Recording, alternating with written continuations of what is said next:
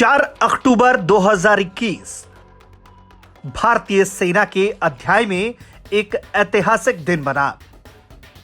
कारण भारतीय वायुसेना की स्क्वाड्रन और भारतीय सेना की एक रेजिमेंट के बीच हुआ एक ऐतिहासिक एफिलिएशन, जिसे हिंदी में कहते हैं संबंधता। यह मौका कितना बड़ा था, इसका अंदाजा इस बात से ही लग जाता है कि इसके लिए खुद सेना प्रमुख जनरल एमएम नरवणे पहुंचे थे। इससे क्या कुछ फायदा होगा, इसे हमारे डिफेंस एक्सपर्ट आपको बताएंगे, लेकिन पहले पूरी खबर जानिए। भारतीय वायुसेना के 17 स्क्वाड्रन और भारतीय सेना की सिख लाइट इन्फेंट्री रेजिमेंट के बीच संबंधता पर औपचारिक रूप से अंबाला वायुसेना स्टेशन में एक समारोह में हस्ताक्षर किए गए। इस दौरान सेना प्रमुख मनोज मुकुंद नरवणे मौजूद रहे। संबंधता के चार्टर पर एमएम नरवणे और 17 स्क्वाड्रन के एयर कमोडोर तरुण चौधरी ने हस्ताक्षर किए थे। अब इससे क्या फायदा होगा, इसे आसान भाषा में समझा रहे हैं हमारे डिफेंस एक्सपर्ट। आपसी तालमेल, एक दूसरे की क्षमताएं और योग्यताएं जानना तथा एक दूसरे के काम करने का तरीका समझना, ये सारी चीज़ें इसमें शामिल हैं। इससे युद्ध के मैदान एवं कोई भी ऑपरेशन में एक फोर्स मल्टीप्लायर इफेक्ट कहा जा सकता है।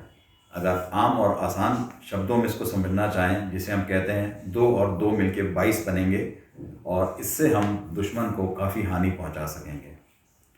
ये कदम एक जो हम अभी जॉइंट थिएटर कमांड बना रहे हैं उसकी तरफ भी एक बहुत बड़ा कदम है और इससे हमें वननेस इन ऑपरेशंस मिलेगी।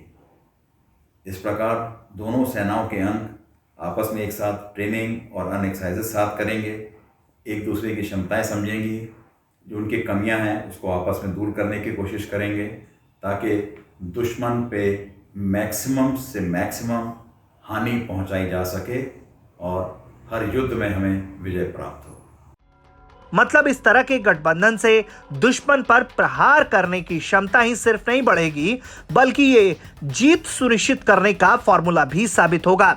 जिस तरह से 2 फ्रंट वॉर की बातें अब आए दिन सामने आने लगी हैं, वैसे दौर में इस तरह की पहल भारत की सैन्य शक्ति को और भी ज्यादा मजबूत करने का काम करेगी।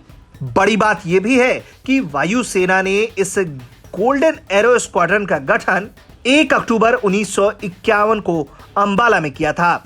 इस स्क्वाड्रन ने पाकिस्तान के खिलाफ 1965 और 1971 में युद्ध में सक्रिय भूमिका निभाई थी। अब इसी स्क्वाड्रन के पास राफेल की भी कमान है।